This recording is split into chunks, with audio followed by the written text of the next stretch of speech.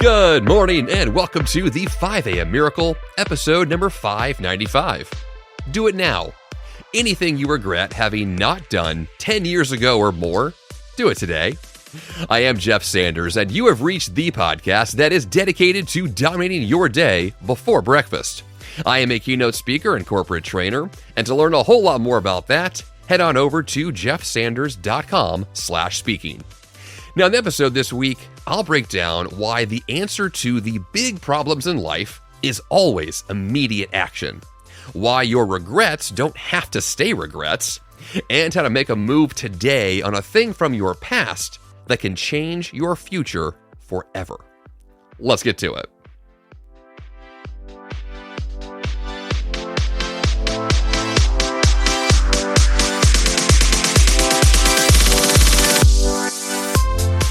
So earlier this year, I told a very lengthy story about my house falling apart. In fact, episode number 573 is called $50,000, What My Unexpected Home Renovation Taught Me About Project Management. And in that episode, I went into a ton of detail about essentially a ginormous problem that for years, plural, I avoided dealing with. So let's go back many years ago. Approximately 10 and a half years ago, my wife and I bought a home here in Nashville, Tennessee. It's our first home. We still live here. It's a fantastic place to be. And the funny thing about this house and my experience with our realtor was I told Debbie, our realtor, I said, Debbie, I don't want to buy a house that requires DIY work. I don't want to fix it up. I don't have any of those skills. I don't want to gain those skills. Give me an easy house. Like, find me a home that's the least amount of work possible because I have other things to do in my life. I've got marathons to run and podcasts to record and books to write. Like, I am busy. That is not on my to-do list. And she said, okay, Jeff, good luck with that. And she found us a home that was fantastic. This house has been great for us for a long time.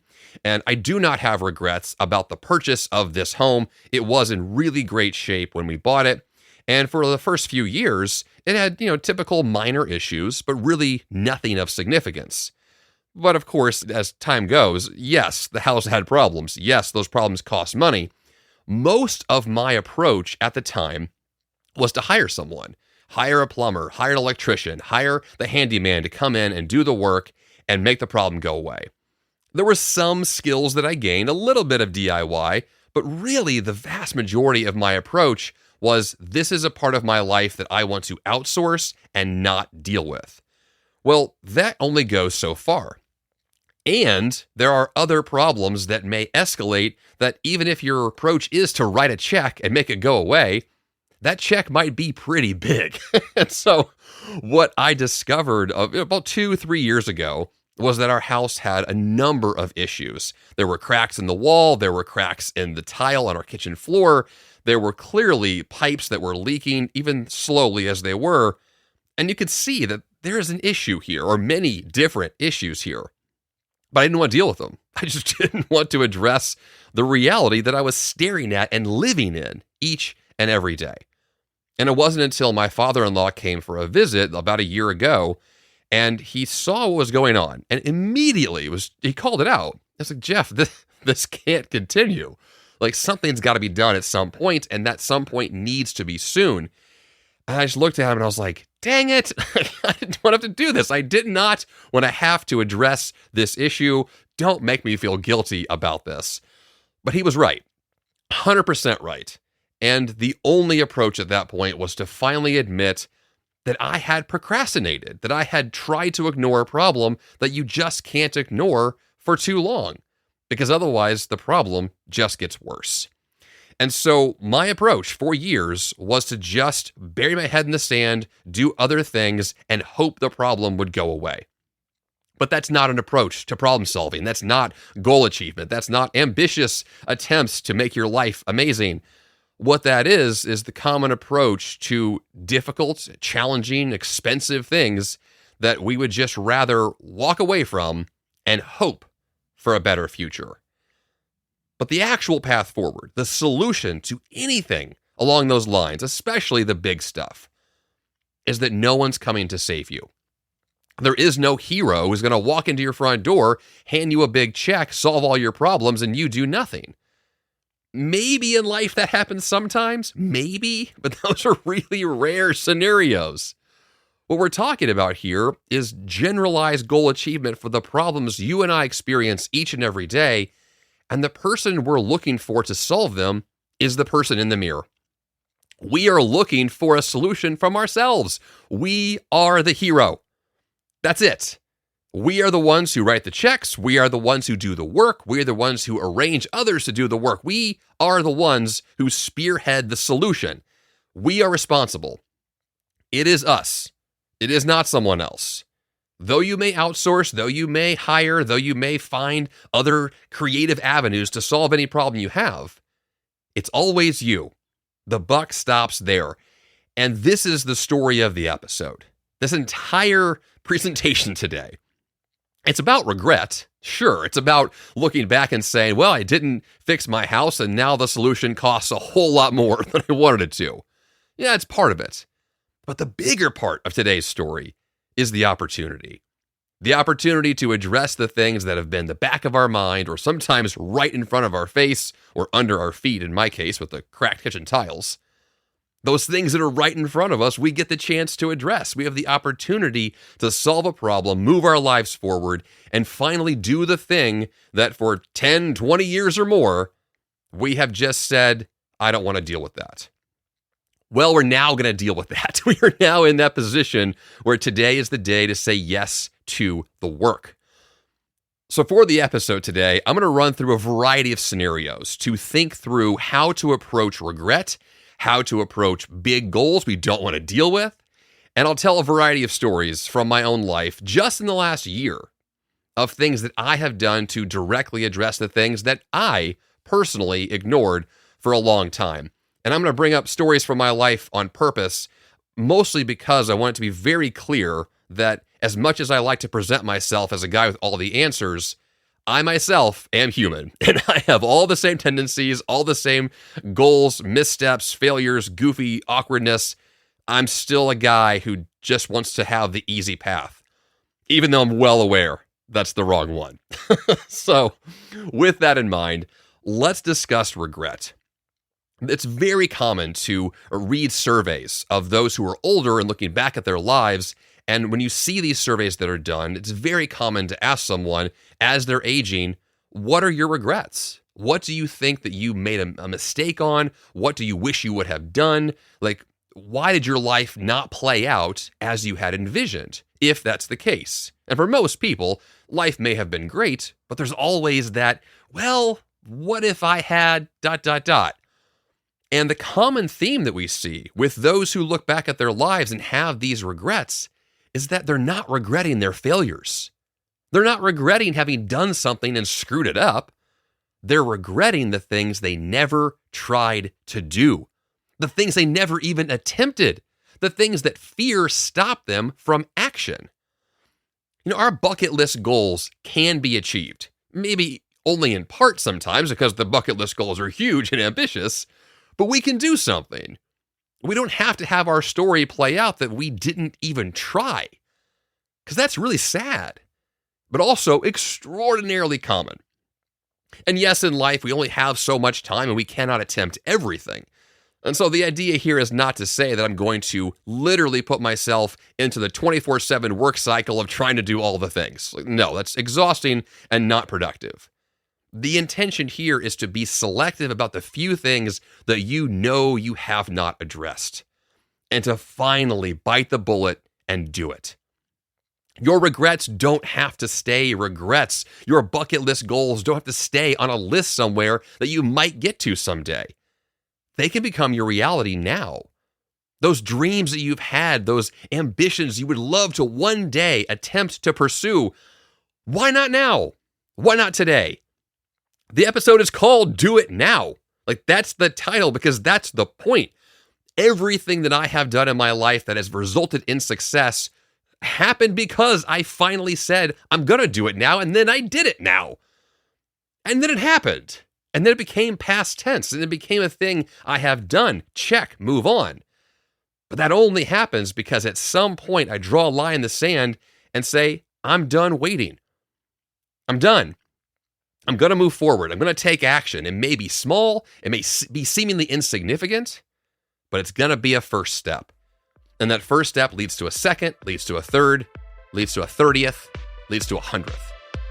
That's the process.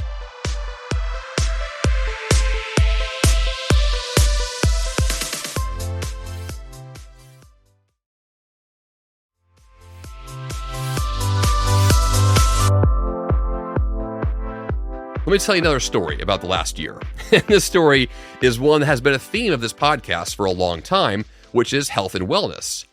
And so about a year ago, before I worked on my house, I was in a really good season of exercise and weightlifting, and I had changed my diet a little bit, and I was really focused on a lot of muscle growth.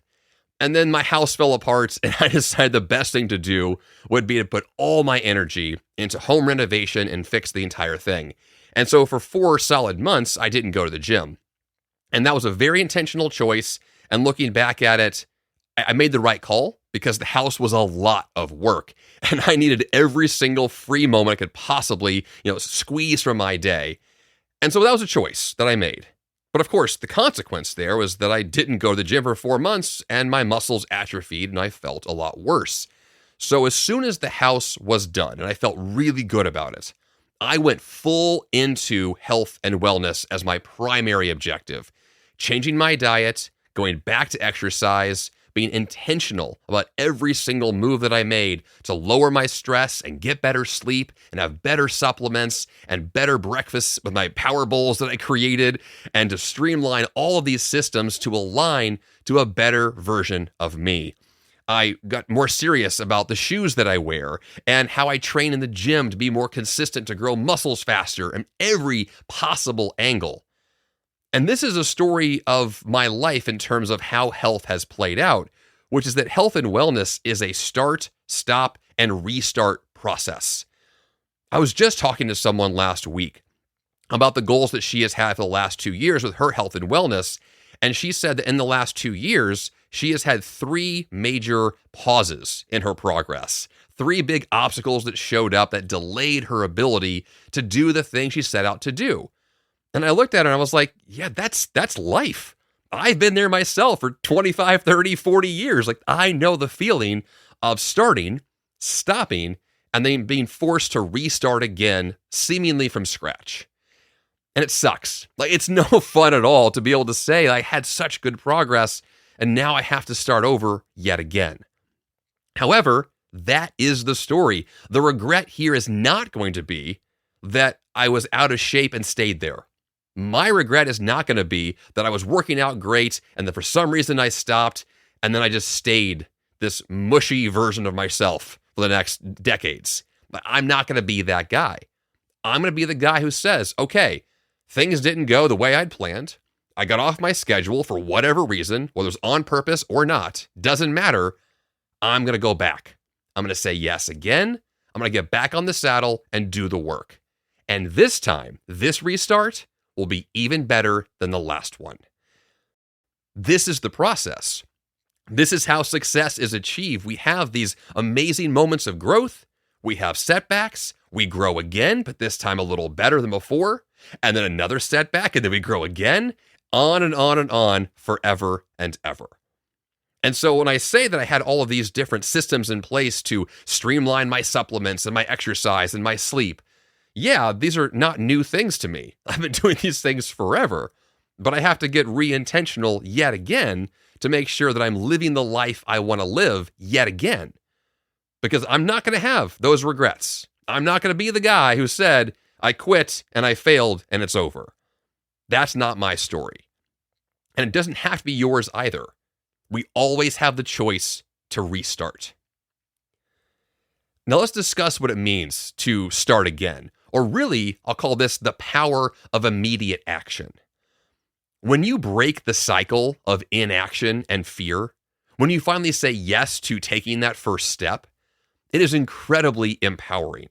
It is the kind of process that proves to yourself yet again that you have the ability to do something. I end every single episode of this podcast reminding you that you have the power to change your life. Well, what is change? It's action. It's you doing something differently than you did before. And that's going to require some courage. It's going to require possibly early mornings, possibly late nights, possibly getting off the couch and just saying yes to action and movement. It's going to require something, a sacrifice of some kind.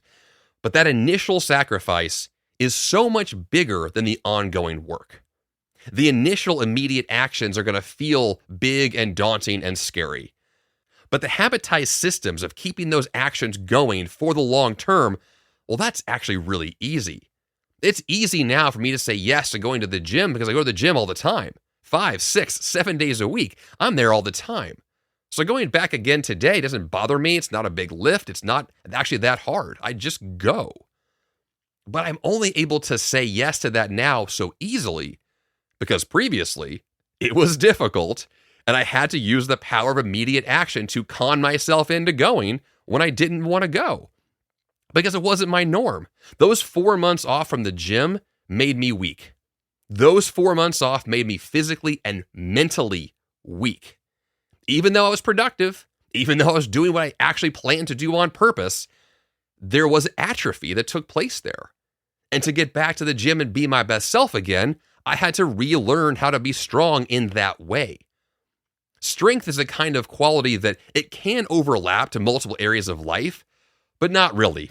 Like you really do have to have specific strength for specific activities and relearn how to build up those muscles, whether physical or metaphorical. We have to have that kind of discipline and strength and regrow ourselves into the best version of ourselves yet again, because that's just the process. I love the idea of when you take that first step, you're then able to see the second one. And when the second step is taken, well, then the third one appears. You know, right now I've got a number of projects going on where I don't know the long-term implications of these choices. In other words, there are certain kind of vague goals that I have, but I really don't know how it's going to play out long-term. But the thing that I keep seeing over and over again is that every single day I'll put in 30 minutes of work on that project, maybe an hour. And in that time period, I'll work on the thing I set out to do, and I always end that work session with more ideas. I've got so many more that pop up, and then the next day I've got a whole new list of things to work on. And the next day and the next, that repeats over and over again. The actions reveal themselves. So you don't have to know how this plays out for the next 20, 30 years. You really just need one more step to take. And then if you know what that thing is and you do it, you will get the next idea. You will know the next action to take. Action leads to more action. It always works that way. So if you are considering not doing something, you will stay there. If your current objective and your current plan is just to put this thing off, then that's exactly what will happen indefinitely. The only thing that will break that cycle of inaction is action itself, which once again requires courage and discipline and a very tiny plan of a first step to start. That's all this takes. But it's amazing how well it works. Another big story from the last year for me is a massive transformation that I have had on the, what I'll call wealth management side of my life. In other words, retirement plans. So for a long time, I basically took a very sideline approach to long-term financial planning. Even though I've been an entrepreneur and I deal with money all the time with my business and I run the finances for our personal lives, I deal with money every single day. And yet, for some reason, I just kind of ignored this whole area of my life. And by ignored, I mean I've had a plan in place, but it wasn't well thought out. It was weak. It was really lazy, actually. I just did not want to do the work to make it into something that I could be proud of, that could convert the stress potentially of long-term financial issues into joy or opportunity. Like, I just didn't do the work until this year. And then this year, I finally got serious about it, and I crafted a plan, a robust spreadsheet of sorts, because I love spreadsheets, where I outlined every account, balance, ongoing contribution, investment, estimated future growth, taxes, likely retirement date, all of these things that I finally took seriously and broke them down to the penny of what is possible. And honestly, I really for a long time thought that the details would work themselves out in the future. But as it turns out, the only way the details would have ever worked themselves out is if I did the work myself. This is that hero of your story coming to save you, and that hero is you. Like, this is the exact experience that I had. I remember very clearly being in my early 20s, graduated college, was working my first few jobs, and people talking to me about retirement and talking to me about long-term planning and investing, and literally just thinking to myself, like, that's for someone else. Like, that's just not my story. I don't need this. I don't care about this. I'm 24 years old, whatever. Like, that's not on my table right now. It's just, I don't care. And I really thought that for a long time, I would care at some point. I thought for a long time that money would just show up and the answers would just reveal themselves. And technically I was right, but I was the one who did the work to make that happen. I was the one who earned the money. I was the one who made the plan. I was the one who invested the money and set it all up. Like, it was always going to be me.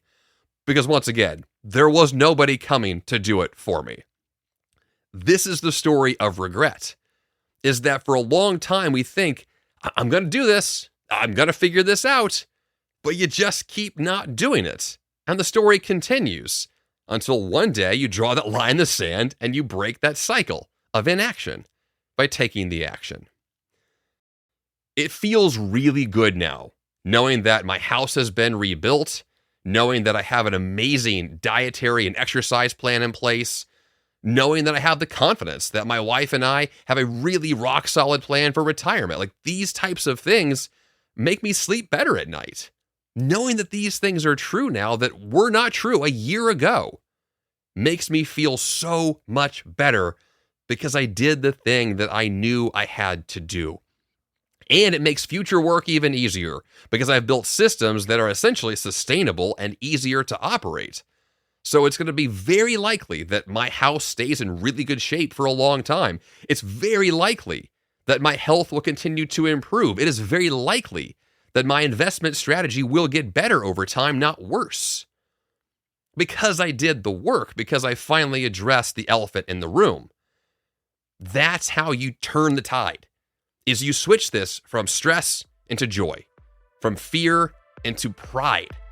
That's what is possible. It's a fantastic process to go through.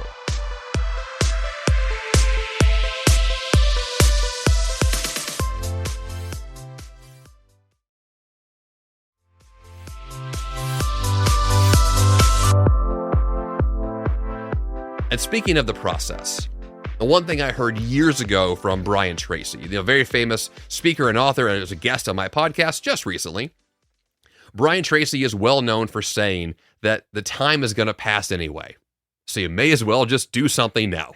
And I just love that phrase, and I use it all the time from the context of patience, from the context of saying, well, this thing I want to work on could take 3 or 4 years to get done. That's such a long time. It's like, right. Well, if you plan to stay alive for the next 3 or 4 years, the time is going to pass anyway. So you may as well begin that now. And then 4 years from now, it'll be done. Past tense, completed, accomplished, box checked. Awesome. Move on. Waiting longer will only cause you to wait longer. And the process, once again, it could be a while. But that is not an argument to delay it. That is a very strong argument to start immediately. Do it now. Do it today. Right now, today, this is the moment. That's not an exaggeration. That's not a metaphor. That literally means now.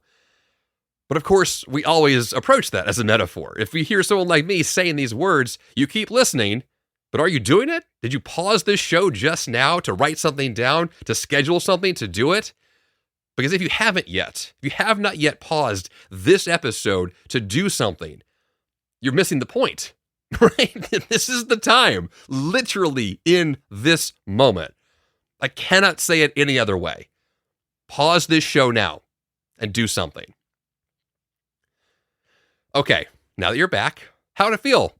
How did that feel to do something? Hopefully fantastic. Another story for you. So back at episode 579 of this podcast, I announced that I had been 6 months sober. And I really went into a lot of detail about my history with alcohol and this whole thing about me like really needing a break and really needing to change my habits. And so if you want to hear the entire story, definitely listen to that one. It's a really great one. And I say so from that perspective of the context of this episode, which is that for so many years, I was well aware that consuming more alcohol was not working for me.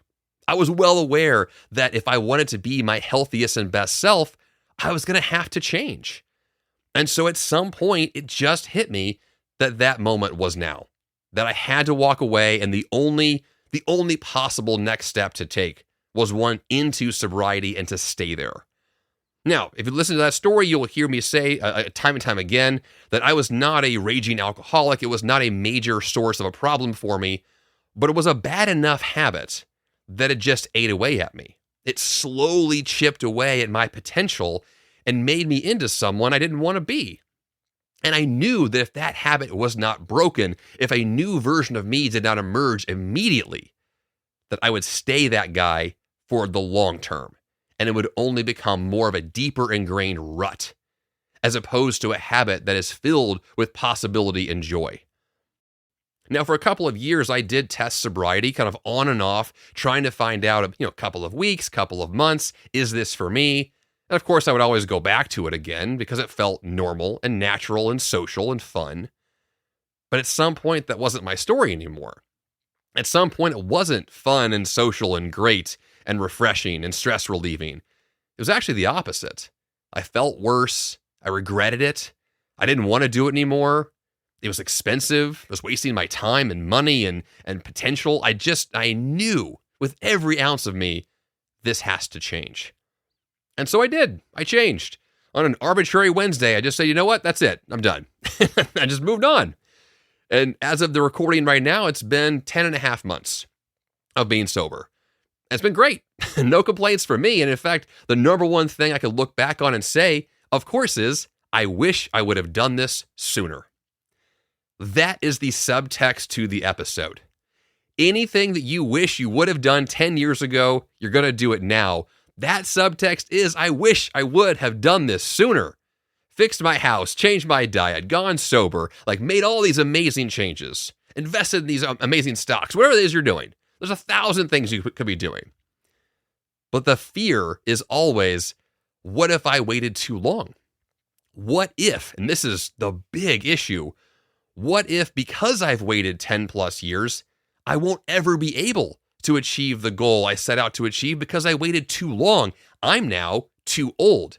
I missed the moment. I missed the mark. What if that's the story? It doesn't have to be. Not at all. I turned 40 last year. I'm now actually 41. And one thing that has been very clear to me in the last year and a half is that aging is not a choice, but it kind of is. Yes, the clock will tell me my actual age, but I get to choose what those numbers mean to me. I get to choose how to respond to the reality of that number. Which means if I want to choose to feel young again and take on new goals and be ambitious and have more energy and really say yes to new amazing possibilities, then I'll just do that. And I'm not going to approach my life as if I'm already dead. That's not going to work for me. It's not going to work for my goals. It's not going to work for any future progress. It's not going to work if you simply say, well, here's the excuse, Jeff. Here's why I can't do this thing. See? Look. I don't care. I don't. And I don't care because I know it's wrong. And I know it's wrong because I've lived it and I've lied to myself for too long. And that's what this is. Any story you've told yourself about why you can't do something is a choice and it's a lie and it's harming your progress. That's the most direct I'll ever be on this podcast, by the way. I don't say these kinds of things very often because I very often don't feel the need to be that direct. But in this conversation, I do. In this conversation, that is the boot camp drill sergeant, here's the assignment, soldier, get to work. Because the alternative is not going to work. That's the bottom line. The alternative of not saying yes is continuing to say no indefinitely. And of course, that does not work. So if you want to take the weight off your shoulders, If you want to take the plunge to face your past inaction and have that stress relief, this is your moment. This is the time to step in and do those things. I mean, once again, just in the last 12 months, I radically transformed my house, my diet, my investing strategy, my sobriety. Also, just recently on the podcast, this whole story of ditching coffee and this caffeine break that I took. Go back to that one. Fantastic episode there because it was a massive transformation in how I live. And yes, for years, I was stressed out and really didn't know why. But is that true? I kind of knew. I just didn't want to admit it. I didn't want to believe that the theory would play out that way. I was scared to go caffeine free, scared to take a break from this thing because I had an addiction, because I had a terrifyingly stupid addiction to coffee. And now I'm coffee free. It has been over 2 months since I had coffee as a full-time beverage, and I'm now just on green tea and a tiny bit of cacao. Really, literally, it is 14% of my previous caffeine levels, a reduction of 86% of my daily caffeine usage. That's where I am today. You are hearing a Jeff Sanders on a tiny fraction of his previous levels of caffeine. And I feel great. But it took a long time for me to actually make that decision and go that distance and become that new person. But once again, this is action that I was scared to take, that I'm super glad that I did. And it set me off onto a new path to become the new person I knew I could be. That's the story here. Your future success, your business growth, your education, relationships, career, family, your home, all of it, your entire life story is based on you taking or refusing to take action. These are all choices. Every single time we say yes to something, make that decision, we are cutting off all other choices. So if that decision you've made is to watch Netflix, is to sleep in, is to ignore reality, you get the consequences of those choices. But if your decision is to say yes to the thing you ignored, if your decision is to opt into action and face that thing you know could change your life, you get everything. All the opportunities, all the successes, all the possibility, all the confidence to sleep well at night because you did the work. Stephen Pressfield is an amazing author and a guy that I have recommended for years on this podcast, but not for a while. I've gotten away from his books. I need to go back to them again. He has very famous books, The War of Art, Turning Pro, and I'm forgetting the last one. I'll get to it eventually. Anyway, fantastic books that are really all about you admitting that you've been an amateur and you can turn pro, that there is this force working against you he calls resistance, and you can overcome it each and every day to sit your butt in the chair and do the work. That is the story. We have to sit our butts in the chair and do the work. And if we do, we get it. We get all of it, everything. And if we don't, then we don't. Okay, I think I've said enough. I think you get my point. Along the lines of this topic, I would love to hear from you specifically about what you are going to say yes to. Please email me, jeff@jeffsanders.com. I want to know what you've been putting off, and I want to know what action you have now taken to say yes to that thing that you know you've needed to say yes to for a long time. I think there's a lot of stories that could be shared here on this podcast about that courage that it took to overcome that fear and to move yourself forward. And so if you have the courage to actually do it and to actually email me, and you're willing, I can feature your story here on this show. And hopefully then inspire others to be able to do the exact same thing. There is so much power in the community aspect of goal achievement. One big flaw of this podcast and of my perspective in general on personal development is the personal element. Yes, we're always talking about you having a better life, but one of the key things we tend to miss is the community aspect, is the fact that all this stuff does not have to be done alone. You don't have to approach all this hard work by yourself or reinvent the wheel. That is exhausting. That is just purely exhausting and ultimately doesn't work nearly as well as having others to join you on that journey. So if you need someone on that journey, reach out, ask questions. I'm here. I respond to emails in less than 24 hours every single time, no exceptions. So test me on that. Jeff@jeffsanders.com. Let's go do something awesome together. It's going to be a lot of fun.